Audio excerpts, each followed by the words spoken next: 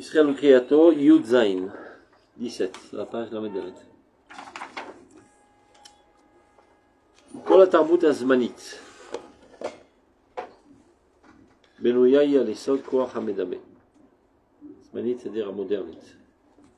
Donc toute la civilisation actuelle, Yudzaïn, la Pisca Yudzaïn, la civilisation actuelle, la culture actuelle est totalement fondée sur la force imaginative. Elle en a été autrement, hein, quand il dit... Ouais. Ça veut Il dire, fut un temps où les philosophes se trouvaient à la tête de du peuple. ça veut dire que c'était le rationnel qui était... Qui dominait. Quand on dit il fut un temps, on parle du temps d'Aristote. Jusqu'à il y a 200 ans. Plus Ah, c'est vrai, c'est-à-dire le rationnel avait la... Bien sûr, on admirait les gens intelligents à l'époque. Et comment c'est... On l'a oublié. Non, mais comment ça se fait Ah, bah il va expliquer. Non, avant de rentrer dans ça, c'est-à-dire comment ça se fait que si le monde, jusqu'à il y a 200 ans, était dirigé d'une certaine manière donc, par l'esprit rationnel, comment ça se fait qu'il ne s'est aucunement développé et qu'il est resté au point mort pendant 1800 ans. C'est-à-dire que le monde, c'est-à-dire que finalement on voit que c'est en 150 ans, le monde a été beaucoup plus développé que ce qu'il a été développé pendant 2000 ans. Parce qu'il y a d'abord plus de Kélim, et justement c'est grâce au Dimayon, la science empirique. Donc, ce qui permet le développement en réalité, c'est le Dimayon. Évidemment. Il va montrer que c'est une chute en soi, mais qui permet un grand avancement. On reprend. Donc, Kol Tarbut Azmanis, donc toute la civilisation, la culture actuelle, est construite sur le fondement de l'imagination. Zoï Moreshet Gorala Maïdili, Shetarmé Atarbut, Achuzim, le Koach Hamedame. Ça, c'est pas quelque chose de nouveau. C'est un héritage de l'époque idolâtre. Et de là découle tout le développement de la beauté corporelle et au niveau de l'action. Tout doit être beau, tout doit être esthétique, tout doit être agréable. Et on n'a rien contre. Mais le problème, c'est la chose essentielle. D'abord et avant tout, la beauté esthétique. Est-ce que ça sert à quelque chose? Est-ce que c'est moral? C'est totalement secondaire, pour ne pas dire totalement méprisable. Donc de ce fait, la force de l'imagination va en se développant de plus en plus. Tu vois? Nissionim, c'est empirique. Jusqu'alors, il y avait un philosophe qui était aussi le scientifique, ça allait de pair. Il disait, selon ma façon de voir les choses, ça devrait être comme ça. Et personne n'a pris le soin d'aller vérifier si c'est comme ça ou pas. Il peut être assis dans sa chambre Aristo et de dire, selon ma svara, une mouche doit avoir 6 pattes. Sinon, elle ne peut pas voler. Top, alors, tout le monde reçoit cette vérité absolue que la 6 pattes, on va les voir. De l'autre côté, là, il ne veut pas... Mais qui c'est qui a renversé la vapeur? C'est Kant, qui a écrit le livre La critique de la raison pure. Il dit en quelques mots, vous voyez bien qu'il y a des théories qui naissent et d'autres qui réapparaissent en tuant les précédentes, donc il y a quelque chose qui est bizarre dans cette histoire. Alors vérifions l'outil avec lequel on développe les théories, qui est le sechel. Est-ce que le sechel est dogmatique ou bien il est subjectif? Il arrive à la conclusion qu'il est subjectif. Donc, pour avoir un maximum d'objectivité, allons demander à l'existence ce qu'elle en pense. Et parce que moi je pense à l'existence. Donc c'est l'empirisme. Et c'est là qu'est né l'empirisme. Donc jusqu'à présent, le professeur qui a étudié 30 ans, il a certainement plus raison qu'une laboratine qui a fait 2 ans d'études. Aujourd'hui c'est pas sûr, c'est le contraire. Celle qui peut prouver de manière empirique que l'existence est autre, et on s'en fout de la théorie du professeur, on a déjà d'autres nouvelles. C'est une révolution, il faut beaucoup de modestie en plus. C'est pas toujours le cas des scientifiques. Mais donc c'est un grand avancement. On va voir mais aussi les... Il y a 2 aspects. Il y a la théorie et il y a la pratique. Aujourd'hui, il y a par exemple une des choses qui a énormément fait avancer le monde au niveau de la science, c'est ce qu'il dit ici, à Maasim et à Nissionet. Mais la Maasim et Nissionet, il faut savoir qu'aujourd'hui, c'est on cherche, on va dans une direction, on cherche quelque chose, on trouve autre chose. Enfin, mais ça commence par une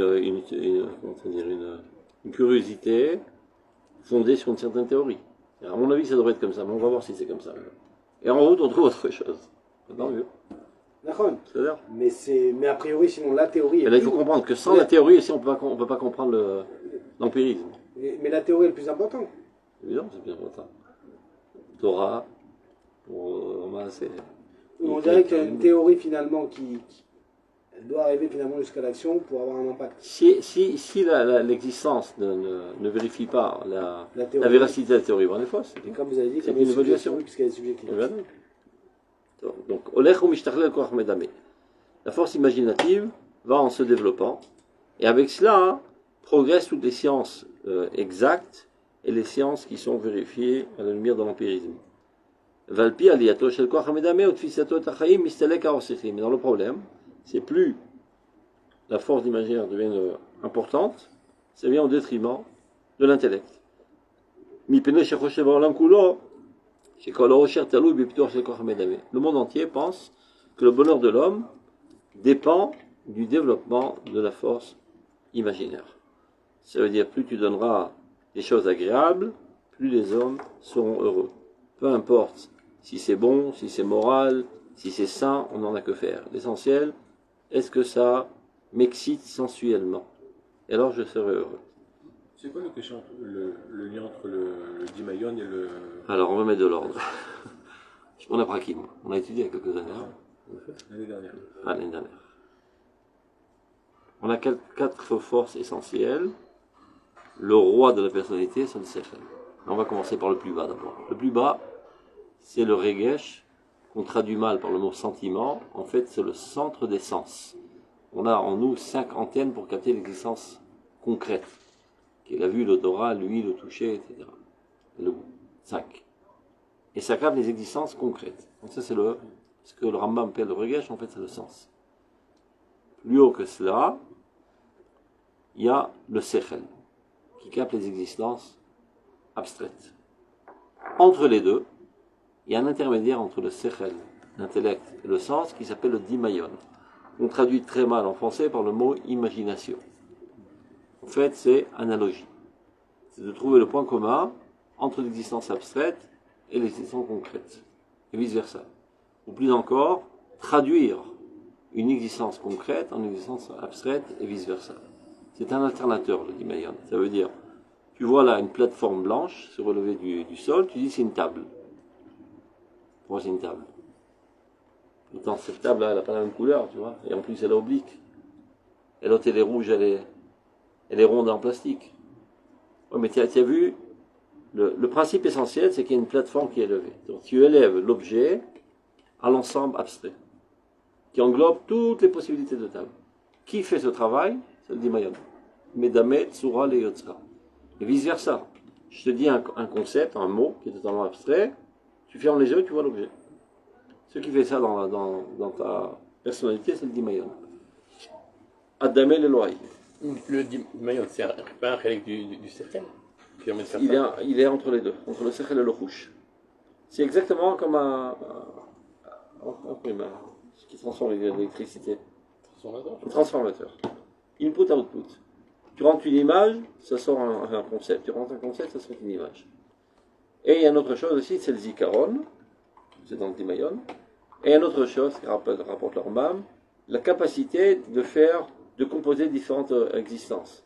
Ça veut dire, tu as vu une vache, tu as vu une poule, tu fermes les yeux, tu vois une vache avec des ailes. C'est le dimayon qui le fait. Et donc, on peut partir en perdition totale, parce que dit le Rambam, il y a des gens qui ont dit, les mitkalmim, tout ce que l'homme pense, ça peut pas venir de rien du tout, probablement que ça existe s'il y pense.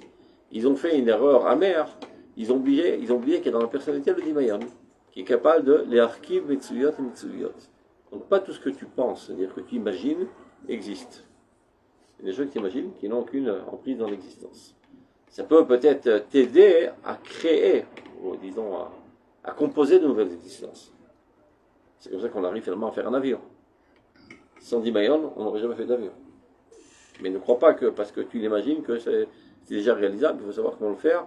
Mais non, vasita ma'ake le gagecha, pour ne pas tomber à cause du dimayon, il faut t'entourer qu'un barrage de sechel. C'est-à-dire tout vérifier du point de vue scientifique et empirique, est-ce que c'est faisable, est-ce que c'est réalisable, etc. Donc ça c'est le Dimayon.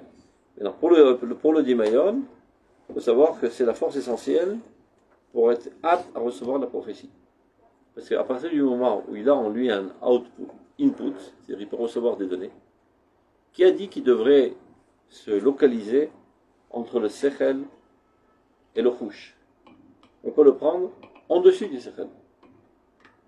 Et de recevoir des données, pas du sechel, mais directement du ciel. Et c'est comme ça qu'on reçoit la prophétie. Et le prophète, il reçoit ça par une image. C'est-à-dire Dieu lui transmet un message abstrait, ça rentre dans son input, ça se traduit en image. Il voit un arbre d'amandier, maintenant il doit se casser le crâne, qu'est-ce que Dieu a bien voulu nous dire par cette image. Donc il refait maintenant un retour à l'abstraction, Hachem s'occupe de la sorte. Mis à part Moshe Rabbeinu, qui reçoit le message abstrait directement sans passer par l'image. Et en cela, il est totalement différent des autres prophètes. Donc c'est quoi Dimayon. Donc vous comprenez que sans Dimayon, aucune chance d'arriver à la prophétie. Maintenant, il va expliquer qu'au début de notre histoire, vu qu'on a mal tourné à cause du Dimayon, Chachamim ont tué le Dimayon. C'est-à-dire, ça c'est dans la prophétie d'après, il va en parler. Donc, ce qui arrive maintenant, c'est d'abord on fait une analyse des faits, quoi. Un état des lieux. Voilà. Donc, puisqu'il y a une montée du Dimayon, car le monde considère que le Dimayon, c'est ça ce qui va lui procurer le bonheur, et ça va de manière progressive, c'est-à-dire les rescapés même de l'intellectualisme, les résidus, les rescapés des intellectuels, on va dire, même dans le monde du Chol, c'est-à-dire de la laïcité, quand même, aussi, il dit Cholanit ou il dit Cholon, il dit pas Chilonit, jamais. Non. La chaîne Chol. Non, la chaîne non, il parle de Chol ou pas Cholé. Non, Chol. C'est comme ça qu'il dit, il veut dire laïque. Parce que Chiloni en hébreu, ça veut dire étranger. On ne considère pas l'étranger comme le Chol. Ou ni les gens religieux. Chilonaïd, la chaîne Unkelus, c'est-à-dire un étranger du peuple d'Israël. Donc il dit Choloni, toujours. Quand même, ça veut dire ça bascule aujourd'hui vers l'imagination et c'est plus tellement scientifique, prouvé, démontré, etc. C'est la même raison qui fait qu'aujourd'hui, par exemple, comme on a dit, ceux qui sont écoutés, c'est ceux qui ont... Exactement ce qu'il va dire. C'est qui les stars de la génération? C'est les artistes. Les nuls. Ceux qui ont une belle forme, en fait. Je crois qu'on appelle ça les beaux-arts, un truc comme ça. Comment on dit ça en français? L'école des beaux-arts. En maniote. Ce qui m'intéresse, c'est le beau. C'est jamais été bon en plus. Tu vois, toi, tu n'es pas capable de dire que c'est beau parce que toi, tu es un intellectuel. C'est un problème. Tu comprends le problème? Il dit l'intellect, il est sec. Il ne peut pas donner une note de beauté ou de non-beauté parce qu'il s'en fout. Tu fais des choses moches, tu dis c'est beau, c'est pas beau. Alors regarde. Les couleurs. Donc regardez. Même toi, tu trouves vraiment moche. Amilitzim, Vamesaprim. Militzim, c'est les gens qui savent faire des belles paroles attrayantes.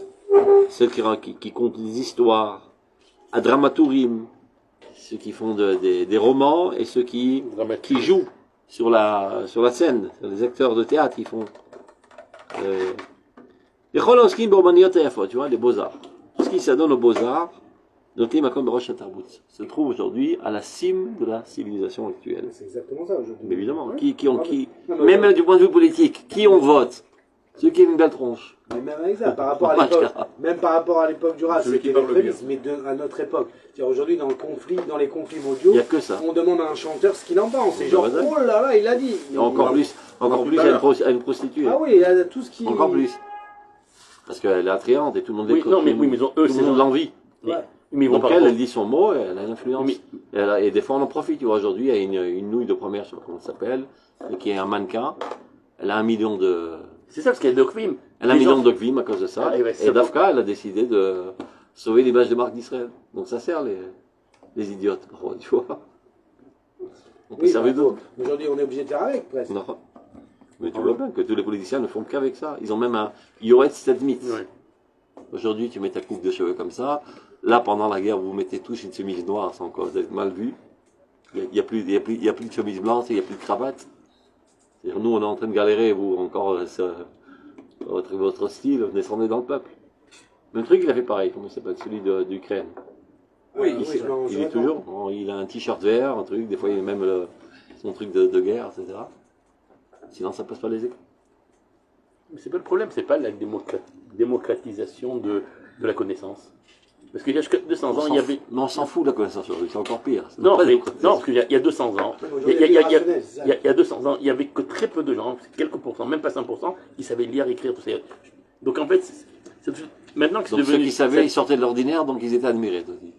Non, ils étaient certainement bien. Mais aujourd'hui, c'est venu chez tout le monde a l'accès on sait écrire, on sait lire, tout ça. Donc finalement, c'est n'importe quoi qui sort. Mais tout le monde ne sait rien, c'est le problème. Tout le monde a l'impression de à tout cause de savoir. ça.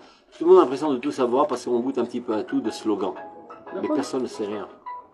C'est le problème. Personne s'est approfondi véritablement dans les choses.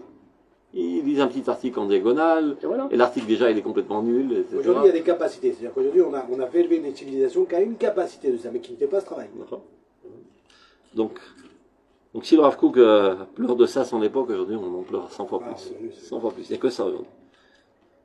Donc ceux qui se tiennent à la tête de la civilisation aujourd'hui, les stars, ce sont seulement ceux qui ont une apparence attrayante, enthousiasmante, excitante. Qu'est-ce qu'il dit de vrai, on n'en a que faire. Mais il a bien dit. Tu as vu comme il a bien dit? Alors le footballeur, il va donner son avis. Le footballeur qui a pas fait d'études, il va donner son avis sur la politique. Bien sûr.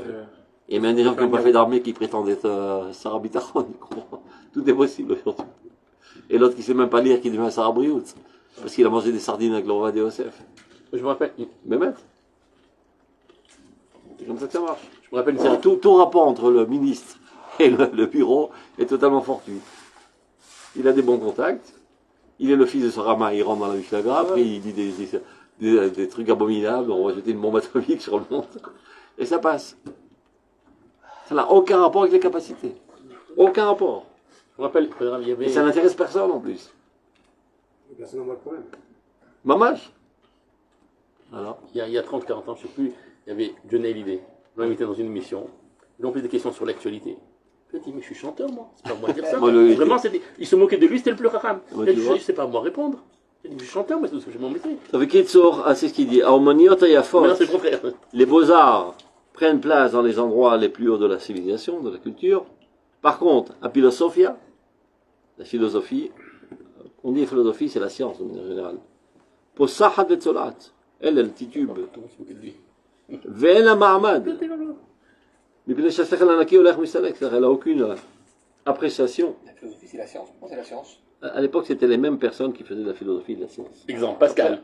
Scientifique. Après ça a été séparé. Oui, mais là, on parle c'est ça ce qu'il veut dire. Qui font les deux. La philosophie, c'est-à-dire la science.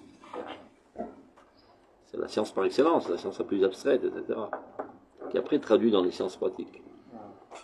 Donc aujourd'hui, Solat al-Irecha, elle titube, Boitine. elle est boitine, voilà. Boitine.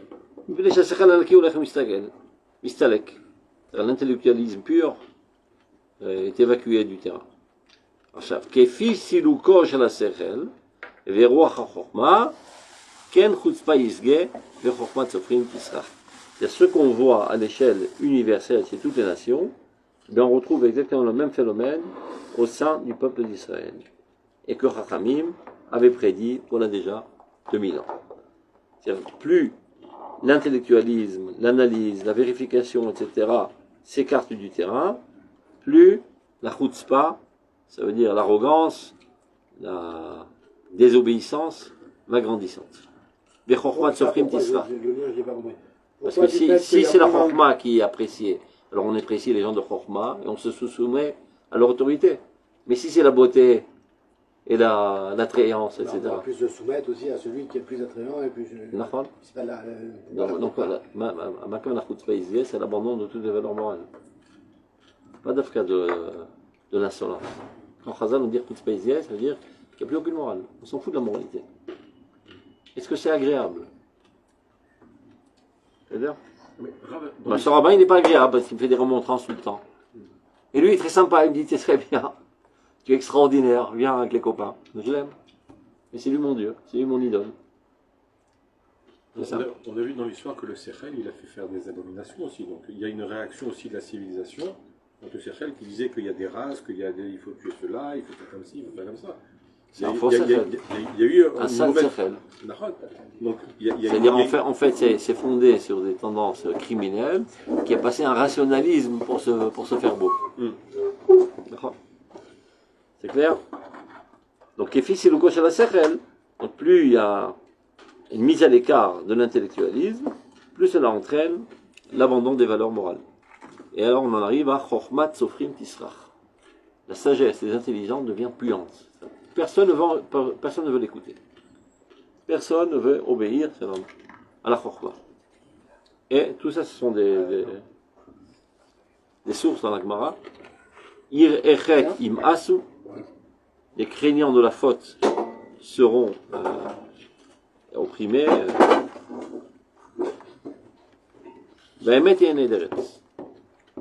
Et la vérité sera totalement absente. Tout ça, Chazal avait prévu, ce serait les symptômes des temps messianiques. Et le visage de la génération est comme celui du chien. Qu'est-ce qu'il veut dire par là? Le chien voit le bâton.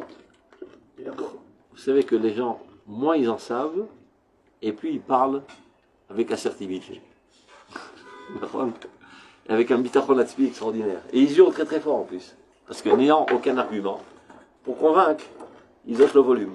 Il y a un exemple comme ça, avec la biscotte et la confiture. La biscotte. Et la confiture. Moi, on en a plus dans l'état. Voilà, exactement. Mais comme le parachute, quand on va pas, on s'écrase. La chave. Donc, il hurle tellement, etc. Il hurle, il a raison, ce mec. Mais le chien aussi, il aboie très très fort. Donc, tu vois, il hurle. C'est pas parce qu'il a quelque chose à dire, tout simplement, il aboie. Et donc, très souvent, c'est le visage des stars de la génération. Tu vois. Comme ils n'ont rien à dire, ils n'ont aucun argument. Alors, ils apprennent la rhétorique et la mimique, et comment convaincre, avec toutes sortes de stratagèmes, parce qu'il n'y a rien à vendre, en fait. Et c'est ça ce qui caractérise la génération du messianisme. Donc, tout le paquet est mis sur l'influence, sur la force imaginative, et non pas sur la force intellectuelle. Parce que si on écoutait avec un esprit critique, on dit, bon, en fin de compte, qu'est-ce qu'il a dit, ce politicien? Il a vendu de l'air, il n'a rien dit du tout. Mais personne ne fait ça. Il dit, mais tu as vu comment il a dit ça, avec quelle trance, et comment il a animé les foules? Et les gens, ils restent comme ça, bouche bée, extraordinaire, il a fait un super discours, mais en fait, il n'a rien dit. Et donc, c'est ça, c'est toute la science de la rhétorique, de la démagogie, qui est fondée que sur l'imagination. Donc, si c'est eux qui sont à la tête aujourd'hui de la société, aucune chance que la société puisse aller dans la morale, puisque la morale, elle, au contraire, doit être appuyée par du sechel, par l'effet que ça donne. Donc ça, c'est l'aspect catastrophique, que dans cette génération est mis en piédestal l'imagination au détriment de l'intellectualisme, on l'a dit tout à l'heure. Donc les plus grandes stars de la génération, c'est qui? Les footballeurs, les mannequins, surtout les mannequins, les acteurs, qui d'autre? Les chanteurs, et dans toute la liste. Et maintenant, les rabbins. Et les rabbins qui savent faire de la frime dans les choupotes, aussi pour avoir du fric, ce qui est dégoûtant. Dommage. Il fait le beau, il chante, il fait son cirque. Comme ça, il est attrayant, on le rappellera. Il aura une belle enveloppe. C'est nécessaire de nos jours. Même, oui, non, mais même le rabbin, il se doit d'avoir une image. Non, pas fake. Mamashlo, gam mitzad chilonim. Parce que les chilonim, ils n'ont pas besoin d'un clown, ils savent le faire ça très bien tout seuls. Quand ils veulent faire les clowns, ils savent le faire ça de manière professionnelle. Donc s'ils apportent un rabbin, c'est qu'au moins une seconde, ils ont un moment solennel et sérieux. Mais s'ils chantent, c'est un chanteur aussi. C'est pas son rôle de chanter, c'est la roupa. En plus, on ne gaspille pas le temps des gens. Et c'est pas le moment de faire des discours non plus. Fais vite ta roupa et libère les gens. Tu veux faire un shiur de Torah, donne un shiur de Torah. Ne tiens pas les gens à la gorge, ils sont là, ils ont oublié de t'écouter. Ils n'ont pas le choix, les pauvres, ils attendent le steak. Moi j'ai vu un qui chantait avec guitare. Ouais, n'importe quoi. Et en plus, tout le tararam qu'aujourd'hui, la musique au milieu des brachot, etc. C'est balagan, toute cette histoire. C'est tout ce que tu as envie, et ça casse l'ambiance. Et ça a une odeur de christianisme en plus. Mais Bevadaï, jamais on a fait dans les synagogues des accompagnements musicaux.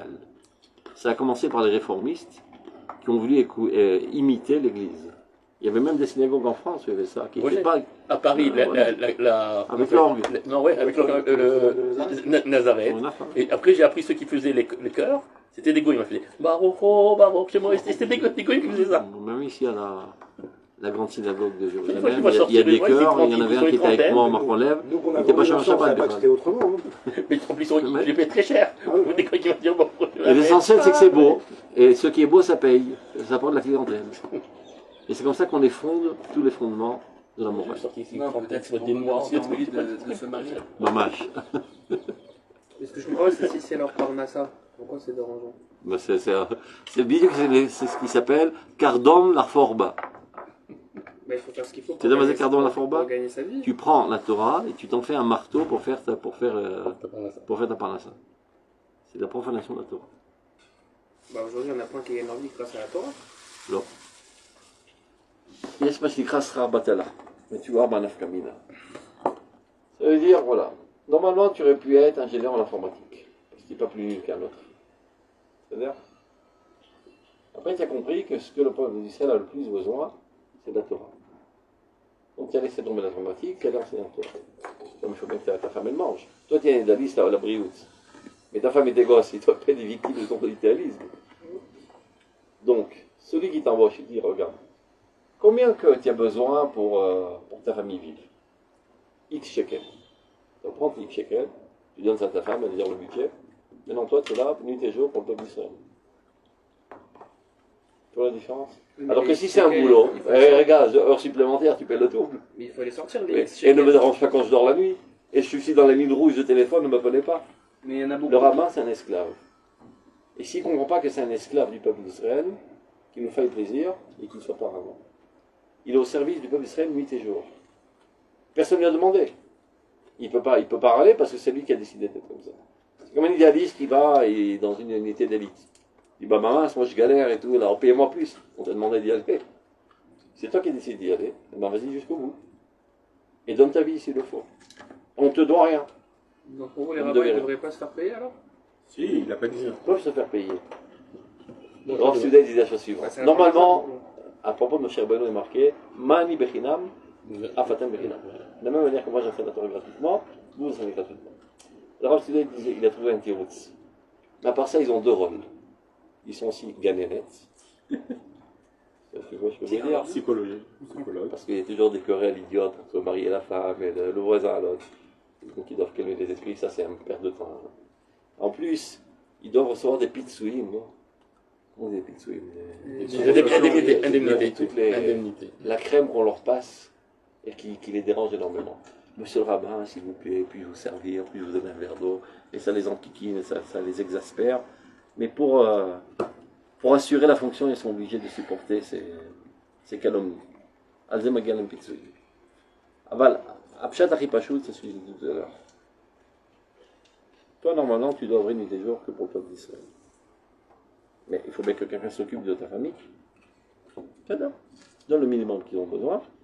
Et pas dire, maintenant j'enseigne le double, alors vous payez le double. Et maintenant je vais vous servir nuit et nuit, vous payez le double. Non? Regarde, vous savez que le rôle d'un rabbin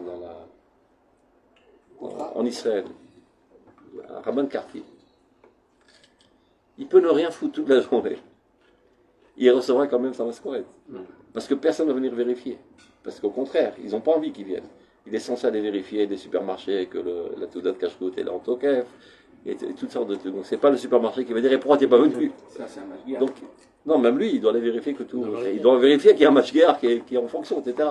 Donc personne ne lui demandé.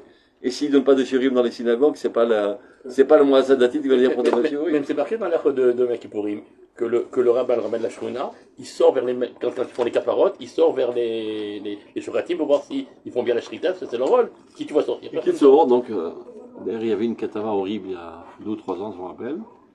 Il y a quelques rabbins qui sont signés comme rabbins de quartier ou même de ville, et qui n'habitent même pas la ville. Ils ont changé la loi. Dommage, ils n'habitent même pas la ville. Il ne faut rien, le mec. Il n'est jamais au bureau. Personne ne vérifie de toute manière. Donc il a sa paye dans cette ville. Il habite dans une autre ville, il a un kollel. Et là-bas, il a son magasin, comme on dit. Et il a une adresse fictive. Parce que selon la loi, il est censé habiter. Maintenant. Il y avait toute une katava horrible. Ça, avec pas mal de gens qu'on connaît, malheureusement. Donc normalement, un vrai rabbin, il doit s'adonner nuit et jour pour le peuple d'Israël. C'est lui qui doit remplir le contenu du tafkid. Il peut décider d'enseigner 24 heures sur 24, il peut ne rien foutre, personne ne va vérifier de toute manière.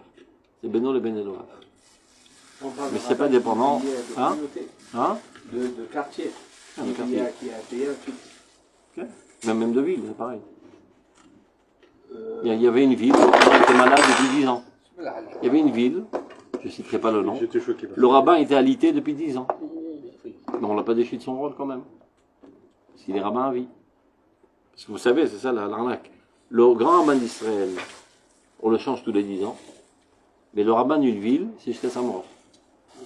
Donc il a perdu la mémoire, il est invalide dans sa jambe, il ne fait rien du tout. Il reste quand même rabbin. Aujourd'hui, par la mairie, c'est ça, il est payé par l'État? Par l'État, c'est pas grave ça.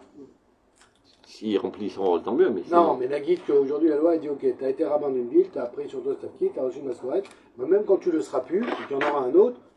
Si on a un autre, tant mieux. Si on a un autre, on ne met pas un autre, c'est le problème. C'est son indemnisation que à vie. Aucun problème, c'est comme la retraite, c'est l'Obaya. Le problème, c'est qu'on ne met pas un autre. Mais il y a plein de tkanim qui ne sont pas remplis aujourd'hui. À cause de Guéguerre, celui-là, le professeur. Toi, retourne en chose intéressante. Ils sont payés par l'État, mais il y en a qui ne sont pas de cette fonction. Et donc, qui touchent autrement, quoi. Donc, par exemple, qu'ils font, des fois, c'est en fait lorsqu'ils vont faire un mariage ou autre, donc ils vont devoir. D'abord, il faut savoir que dans le rôle de rabbin de quartier est compris les mariages. Donc, il n'est pas censé prendre une enveloppe dans la poche. Quand c'est pas un rabbin de quartier, c'est un rabbin de communauté que quelqu'un peut prendre. De communauté, il n'a pas de salaire. Il n'a pas de salaire. C'est ça, Razoum Mitadev. Elle n'est pas chez nous, mais le problème, c'est que lui, il fait tout pour l'avoir. C'est bien, c'est Nikra Kardom la forme. On continue. Ota Dinu Apenimit. Donc toute cette délicatesse intérieure, Abba Meroach HaChorma, qui provient de la sagesse, Olechet Venemoga, va en se dissoudant de plus en plus.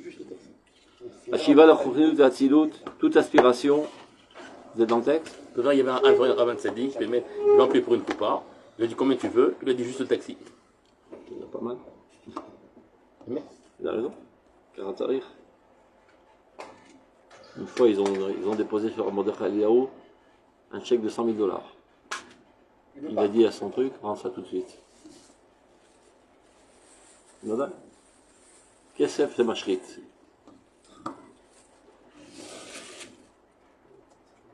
Je me rappelle une fois, on avait un Bichat avec Laura Zuckerman chez Yossi Tut, je ne sais pas si vous connaissez. Il faisait des cours de fois chez les élèves. Alors, il y a sa grand-mère, qui était une Anglaise et qui avait pas mal de fric.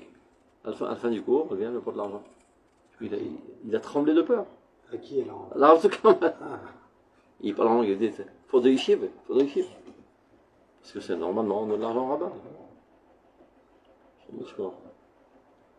Je te jure, il a tremblé, je me rappelle, il a failli s'évanouir. Il faut aussi ce qu'il m'a fait devant tout le monde. Vous vous rappelez quand Yaakov il a imprimé les livres de Moshe Khalfon? Il me donne, toi tu vois, alors Zuckerman, donne-lui le livre. Bon, à la fin du cours. Tu lui donnes, il a dit combien ça coûte? Combien ça coûte? Non, on me l'a donné, j'essaie de dire, c'est pour vous le donner, enfin, qu'à avec moi. Combien ça coûte? Je dis, il n'y a pas de prix, c'est pas à moi. Devant tout le monde, mais c'était aussi pour marquer le truc. Allez, vas-y. Ça veut dire tout d'abord. Mazaya, à Bar Mitzvah chez la Ben שלו. Rabbi Ner m'a donné un livre, il m'a dit va donner un cadeau pour son fils. Donc le cours après lui dans le Chop Shabbat Bashuk Arabi, je lui donne. Il m'a dit Kamazorle. Tu vois, ce matin, Rabbi Ner, Kamazorle. Sonné Matanot Yechia. Vous m'avez démotivé. Donne plus de cadeaux. Rabbin, moi. Voilà. Pour ça, maintenant je rentre. Non, on continue.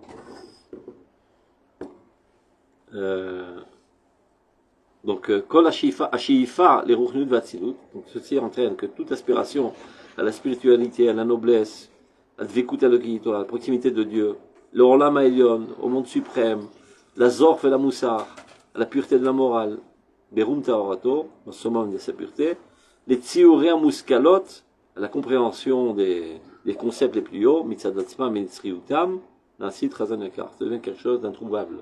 Ça n'existe plus, c'est plus la marchandise qui existe dans notre génération. Ou Kfiota Amida Anoaget Borlam Bichlalo, c'est de la même manière que ceci existe dans l'humanité entière, Noaget Davar B'Israël.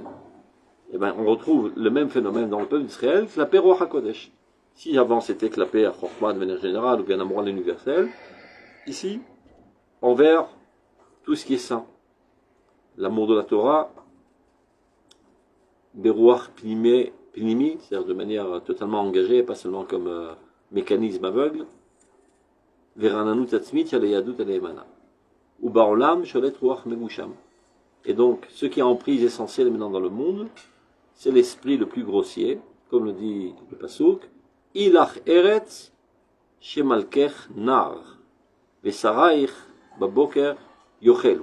C'est-à-dire, oi, malheur à toi pays, qui a comme roi un jeune homme, avec toutes les folies de la jeunesse, avec toutes les envies de la jeunesse. Et comment que ça s'exprime? Vesaraich, Baboker, Yochelu. Ce sont des gloutons. La première chose à laquelle ils pensent, c'est comment qu'on fait une grosse bouffe. Mais là, pour exprimer, qu'est-ce qu'il veut dire? Là, le jeune, donc là, qui nous exprime. Il n'a pas un esprit, il n'a pas du plomb dans l'esprit. Celui qui veut gérer malheur à la nation qui est géré par un jeune. Qui est géré par le Dimayon. C'est ce qu'il veut dire. Et qui il a pas de plomb dans le crâne. Par le fait à la Boker, c'est ton premier. Qu'est-ce qu'on mange aujourd'hui? C'est-à-dire où le moyen est devenu son but. Qu'est-ce qu'il y a au menu? Mais tu vois bien, quand tu vas dans les chivot de la même chala, d'abord on trouve une table des réserves avec des borékas, etc. Et 90% de l'attention est sur ça. Mais ouais, l'autre truc, des bons croissants, on s'assoit, on discute. Après, de quoi on devait discuter au fait? Et dans le monde, et ils vont dans des hôtels et des machins. On fait par exemple une veïda pour parler de la pauvreté dans un hôtel à 5 étoiles à Eilat. On s'éclate pendant une semaine pour parler de la pauvreté. On prend cette personne, on est aux pauvres au lieu de faire une veïda pour parler de la pauvreté. On va parler du problème de la clim par exemple. Et après, on brûle du pétrole, on fait tous les trucs qui escadent. Tout ça c'est du pipeau, l'essentiel c'est Erhatanira, Nir'ut. Et il y a des conseillers de. Pourquoi Erhamarti Mekodem chez le. Yohatse Tadmit. Comment on appelle ça? L'apparence. Les conseillers d'apparence. Il n'y a que ça qui marche. Il n'y a que ça qui marche, même du point de vue politique. Personne n'est allé vérifier le IQ de ce Mohamed. Ou bien est-ce qu'il est capable de supporter les pressions? Ça n'intéresse personne. On voit comment il parle, avec qui il est accompagné. Donc il va se photographier avec une fille très agréable, ou bien avec un footballeur. Tu vois, parce que s'il a une belle photo avec un footballeur, évidemment, il est capable de gérer la nation. Tu vois, parce que comme tous ces dénouilles, ils adorent le football. Donc de manière associative, il le voit à côté d'un footballeur, il est bien comme le footballeur. Et comme la plupart, non, c'est comme ça que ça marche, Bémet. Comme la plupart ont une attirance sexuelle, donc ils voient une belle fille attrayante, et lui il est à côté, donc lui aussi il est attrayant. C'est pas des idiots les pires somaïm. C'est les gens les plus futés de la génération. Parce qu'ils comprennent qu'on a affaire à une bande de nouilles et ils les manipulent. Parce que toute l'humanité est fondée sur ça. Ce qui est beau, ce qui est attrayant, etc. Ce qui est excitant. Au lieu de vérifier, est-ce que ce bonhomme-là, il a une capacité intellectuelle? Est-ce qu'il a une force de caractère de tenir sous les pressions intérieures et internationales? C'est ça le profil d'un gouverneur. Ça n'intéresse personne. Alors, quelle est la place réelle de l'esthétique? Secondaire. Mais même en secondaire. Yaft Elokim le Yefet, Vishkol Be'oleshem. Yesh Makom le Yefet, Be'oleshem. Shem Zer, Chochma. Yesh Makom le Yefet, Aval Be'oleshem. L'essentiel, c'est Be'oleshem. Après, si tu peux embellir la monode, ben Bet Hamikdash, c'est fait meod. Mais on ne va pas Bet Hamikdash parce que c'est beau, parce que la Shrina n'imset Sham. Donc si la Shrina n'est pas, Matim chez Kli Yafé. Il a Parce qu'il a fait Abraham avec Sarah. Quand il s'est marié, il a vu qu'après qu'elle était belle. Au début, c'est pas mal pour ça. Après, c'est très belle. Donc là, jusqu'à là, c'est état des lieux catastrophique. Mais comme d'habitude, le Rav Kook va nous expliquer en quoi cette chute a priori contribue à l'avancement de l'histoire. Regardez là. Omnam, cependant, Kol Zeu Yesod Aitzah Merachok. C'est une Aitzah Merachok, une astuce divine, on va dire. Atzat Hashem, il a shri et koach medame. C'est la pensée divine qui vient améliorer la force imaginative, car c'est le fondement essentiel sur lequel peut apparaître la prophétie. Comme on l'a dit tout à l'heure, la prophétie, elle apparaît sur la force du Dimayon. Et dans cette force du Dimayon a été totalement annihilée il y a déjà 2000 ans. Chachamim, ça il va expliquer dans le Pisca d'après, ils ont vu qu'on n'était pas à même de gérer cette force, elle était trop puissante. C'est un cheval fou qui nous amenait finalement à l'idolâtrie. Donc ils ont dit on ne peut pas se mesurer, on la tue totalement. Ils ont descendu ça à zéro. En faisant une hypertrophie de l'intellectualisme. Associé à Guy Marbet, à Midou Talmidé Marbet, et tout le paquet a été mis sur le développement intellectuel au détriment total de l'imagination. Donc, ce qui a marqué, le jour où on a assassiné le Yitzhak d'Avodah Zara, il est sorti comme un lion de feu du Kodesh HaKodashim. Dans le Ketouba Gemara. Pour dire qu'en fait, c'est exactement la même tendance. En fait, c'est un amour fou de Dieu, et pas seulement intellectuel, mais qui te rentre en transe. À ce niveau, le peuple d'Israël était. À tel point qu'on cherche la divinité partout. Tout ce qui bouge, il y a de la divinité. Donc on en arrive finalement même à s'en prosterner à des pierres. Ouais, mais après, il faut savoir faire la part des choses. Servir Dieu de la manière dont lui nous l'a préconisé, et pas comme toi tu le ressens.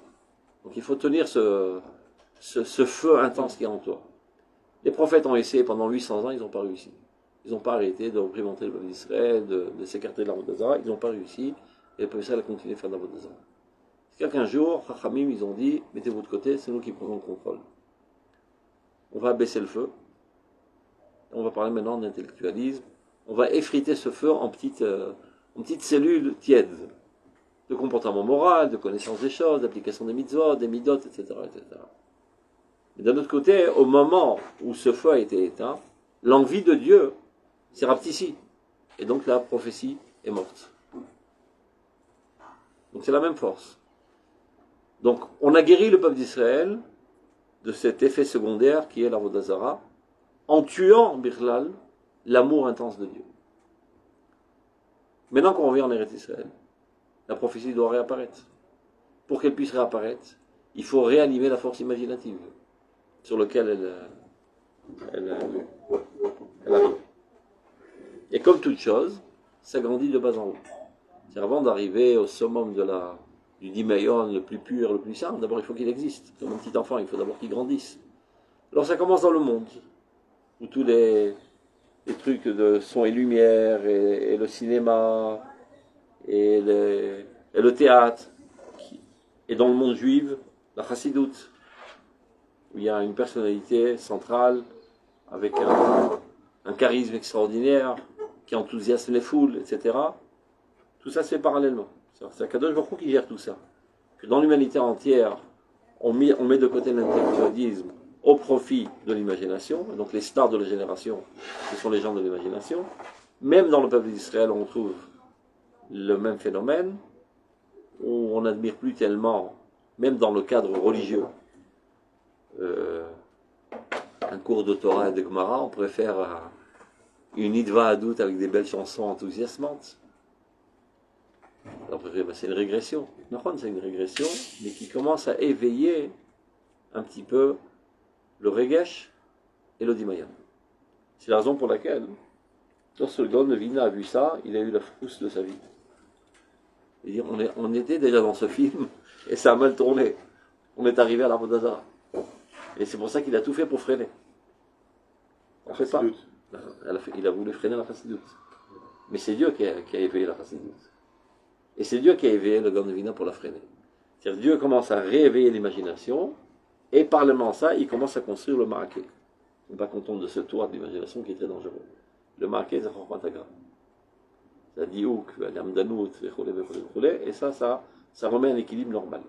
Ça veut dire, on ne risque plus de tomber dans l'imagination négative qui nous emmène à Avodah Zara, parce qu'on a eu 2000 ans, on a rempli les caisses d'intellectualisme sec, et donc on peut maintenant petit à petit la faire réapparaître. Dans un premier temps, ça fait pas mal de casse, aussi bien dans l'unité que dans le peuple d'Israël, mais petit à petit, ça va se régulariser, on va arriver à une harmonie totale entre les forces. Comment c'est-à-dire, qu'est-ce qu'on doit prendre de l'imagination et qu'est-ce qu'on doit rejeter? L'imagination, c'est parfait, elle doit être juste encadrée du sechel. C'est-à-dire que l'imagination, elle a toute sa place, c'est une force de l'âme, elle est même nécessaire à la vie. Seulement, elle doit être sous directive. Sous directive, sous protection et sous critique constante du sechel. Donc, ça veut dire que tout doit être toujours dirigé par le rationnel. Dès qu'en fait, une imagination qui viendrait contredire le rationnel ou la morale, j'en parle même pas, elle n'a plus sa place. Le droit de veto, c'est le sechel. Mais le sechel tout seul, il peut être sec. L'enthousiasme, le trans, l'initiative, c'est l'imagination. Et les grands qui ont réussi, c'était des jours des rêveurs. Vous dites donc les déviations de la chassidoute ou à l'époque de la Zara, c'est justement que finalement, l'imagination s'est mise au-dessus du sechel, elle a écrasé toute la morale. Alors, évidemment, tu vois, ça aurait pu être l'hécatombe. Il faut savoir que sans l'intervention du Gaon de Vilna, la chassidoute serait sortie du clan d'Israël. Il a eu une intervention énergétique par amour de ces gens-là. C'est-à-dire que la marque loquette à l'époque entre le Gra et Baal Shem Tov, c'était ok, on fait Baal Shem Tov entre guillemets, c'est on fait renaître le corps imaginaire pour redonner un peu de vie. D'ailleurs, le rabbi, c'est comme un avis. C'est trans. Ils sont là autour de lui en rentrant. Et vient le Gra et dit attention, ça doit être régi par la morale. Sinon, ça n'a pas sa place. Tu vois bien que finalement, il a fait en sorte que son élève l'a rencontré. Au début, il n'y a pas de quoi parler, on ne s'en compte pas, Birlal. C'est Avidinis les Gazim. Pour bien montrer le coup que ça risque d'être catastrophique. Après, top, viens, on voit comment on organise la chose. Top. On termine le texte. Donc, Omnam kolzeu yesod et samerachok. Tout ça est un programme divin. Il faut faire revivre, parfaire la force imaginative. C'est un fondement très sain pour que le roi Hanévrois puisse apparaître. Donc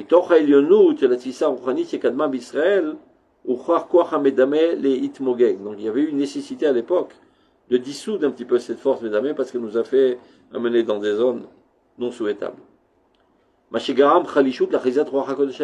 Et de suite est mort la névoie. Le jour où on a tué Yitzhak d'Avodazara, elle est morte aussi la névoie. Et là est apparue la philosophie. C'est-à-dire, le Navi il pose la question et Dieu répond. Le philosophe il pose la question, il va de l'autre côté de la table, il se répond lui-même. Vous avez Magal Sagos. Il y a aussi une autre raison à ça qu'on a déjà expliqué. On a dit que les Névim, d'une certaine manière, donc on parle là, pas ceux qui sont tombés, mais les Névim qui nous parlaient du Turquois Hamedamé, n'ont pas réussi à les taken et il a fallu les effacer pour donner place à la C'est ce que j'ai dit quand tu es sorti. Ils ont Khazal, ils ont dit mettez-vous de côté, on prend le contrôle. Voilà, mais pas pour le côté négatif. Donc, Shatil Lavo, allez dire Malka Meshicha. Malka Meshicha qui va apparaître, c'est pour faire réapparaître la potentialité essentielle du peuple Israël qui est la prophétie. C'est-à-dire, pourquoi c'est Khalichout pourquoi c'est Garam Khalichout Khalichout à Sechel. Ou à Dimayon. Non, le roi Kodesh Elion. Parce que roi Kodesh Elion, c'est la névoie. Oui. Quand on a tué cette force, il n'y avait plus de prophétie non plus. On a dit que la prophétie, c'est une envie folle de Dieu. On transe. Mais on a vu qu'on n'était pas à même de la gérer parce qu'elle nous amenait finalement à chercher Dieu partout, même dans les pierres, etc. Ils sont venus, Rachamim, vous dites, oh, on éteint le feu. À zéro. À zéro. Zéro, dommage. Il n'y a plus de rapport de transe entre la rabbin et l'élève. On transmet des informations, ni plus. Et si on voit qu'il y a trop d'admiration du rabbin, ben le rabbin doit réagir de manière forte pour calmer cet entrain. Sans quoi, on retombe encore une fois dans... À partir du moment où c'est Tzamer à force, aujourd'hui, quand on voit toutes les dérives, justement de cette réapparition du corps Hamidari, à tous les niveaux de la société, que ce soit au niveau Khiloni ou Dati, on se doit d'arrêter ça ou de dire non, ça a sa place. אתה תוסיף שכל, זהו. ותן לדברים להתגלגל. Oui, mais on doit dénoncer les... Vayere, Vayboker, Yom Echad. Tout commence dans l'obscurité et la lumière apparaît petit à petit. D'abord, on est un petit enfant et il ne sait que se faire dans sa culotte et faire des idioties. C'est là. Avalou Igdan. Azgam Koach Hadimayon. Quand on commence à naître, et bien avec toutes ces saletés. Petit à petit, on va aller l'épurer. Et pas la tuer, on doit l'épurer. La diriger vers des des objectifs louables et la garder, la protéger avec le sacré. D'accord?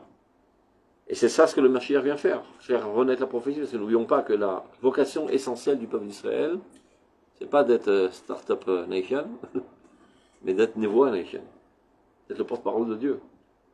Tant qu'on n'en arrive pas à la Nevoa, nous sommes des malades. C'est pas un manque de plus-value. On est malade, dans le fou. La situation saine du peuple d'Israël, c'est d'être Am Shel Nevi'im.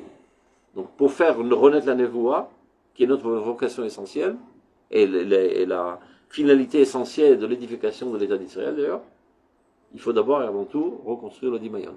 Pour que le Dimayon se construise dans le peuple d'Israël, il faut qu'il baigne dans cette atmosphère universelle où le Dimayon est important. Donc l'humanité entière revient vers le Dimayon au détriment du Sechel, et on met en pédestal toutes les nouilles qu'on a parlé tout à l'heure. Et alors dans le peuple d'Israël aussi c'est pareil, ça fait de la casse au début, Aval et Tzam et Rachok. Et comment nous percevons, voilà, on dit un titre individuel, voilà, donc je comprends cette nécessité du Dimayon, même chez moi je dois le développer, comment je développe ça? Shira, Ktiva, Yetzira, Yuzma, Chalom, Chazon, גם בעסקים זה ככה. אדם שאין לו חזון בעסקים, אז הוא דורך במקום. Voilà, j'ai ma petite épicerie, c'est bien. Et l'autre, il était un petit Rami Levi qui vendait des patates au chou, qui est devenu aujourd'hui une rachette Olamite. Ça chazon. Comment tu rêves un truc pareil? Imtirtsu enzo agada. Est-ce que ça ressemble au fait de développer ses... De rêver, tout simplement. Oui, mais c'est un peu développer ses appétits. De rêver en grand. Après dire, regarde, comment on fait maintenant? Parce qu'il y en a plein qui ont rêvé de voler, ils sont jetés de la falaise avec des plumes, ils sont écroulés. Tu as envie de voler, c'est super. Maintenant, on va apprendre les sciences à savoir comment pouvoir voler. Mais si tu rêves même pas de vouloir voler, tu n'auras même pas faire une vérification scientifique. Donc, il y a des moyens de là, ça fait. L'ashra. Alken mitbases kaet ruach hamedame. C'est ce qui explique aujourd'hui que de plus en plus se renforce cette force imaginative. Ad shigamer b'chol teuro, c'est qu'il apparaît dans toutes ses qualificatifs, dans tous ses caractères nécessaires. Vas-y qui c'est nachon meshalem le roi Hashem. C'est-à-dire qu'on réussira à l'épurer totalement, il sera un siège solide pour que l'esprit divin puisse apparaître. Yurshar le kabel et roi hakodesh alav, et alors seulement il pourra recevoir en lui cet esprit saint. Chez roi Hashem. Et ce roi Hashem, il comprend en lui tout. Roi Chochma ou Bina, roi Chetza ou Goura, roi Dat, Virat, Hashem. C'est clair? Question? C'est quand qu'on mange.